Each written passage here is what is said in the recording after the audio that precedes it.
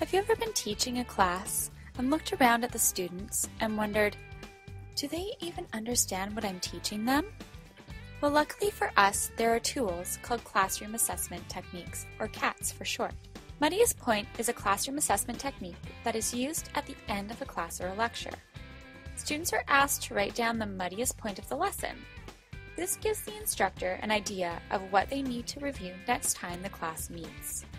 I have my students write their responses down anonymously on a piece of scrap paper. I then review the answers on my own, grouping like questions together. I answer the questions the next time the class meets, starting with the question that was most popular. Other variations of questions are, what was the most confusing idea we addressed? Or, what was the most poorly explained idea we covered today? I like this strategy because it can be easily transitioned into use when doing demonstrations as well.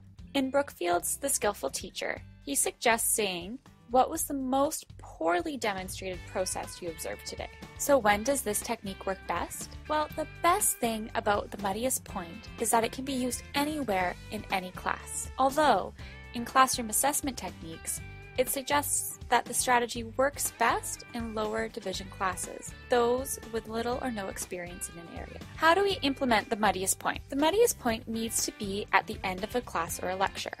You will want to end the lecture 3 to 5 minutes early and not let anyone leave. This encourages participation and avoids disruption. Ask the students to reflect and write down the muddiest point or what they need clarification about. Each student responds anonymously on a card or a piece of paper, and make sure to respond to those students so they know their feedback is valued.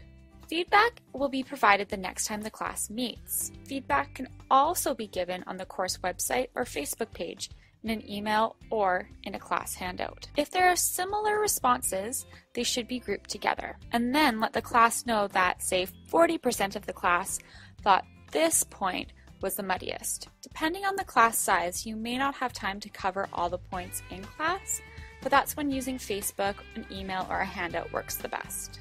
When using the muddiest point technique, it is best for assessing course knowledge and skills and basic academic success. Some instructors take the questions submitted and use them as exam questions. Remind students of the advantages. It allows you as the instructor to focus on the areas that they find most difficult. In large classes, break students into small groups and have each group write down a point. Alternate questions can be used, similar to the 1-minute paper.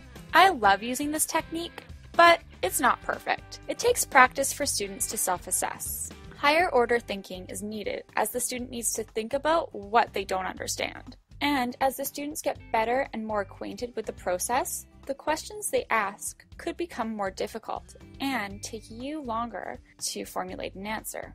As an instructor, it can be difficult to hear what the students didn't understand about your lesson, especially if you spent a lot of time preparing. But don't get discouraged. Take the time to reflect on the lesson privately and how you can explain it differently next time. This technique is not ideal for large classes. However, this can be overcome with having students work in small groups or by the use of clickers. When using clickers, instead of providing students a blank card, students are asked to identify their muddiest point from instructor-provided list of topics covered in that day's class. By using clickers, students can still remain anonymous. What's the best thing about the muddiest point technique? Well, it's good for almost any area of study. The technique is easily implemented as not much time is needed for preparation, class time spent conducting, or reading responses afterwards.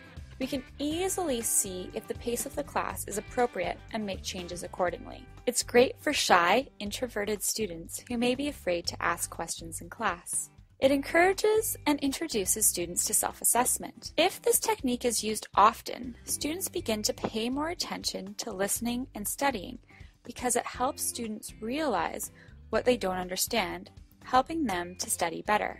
And most importantly, by addressing misconceptions, it allows for deeper learning. I hope you enjoy implementing this technique in your class.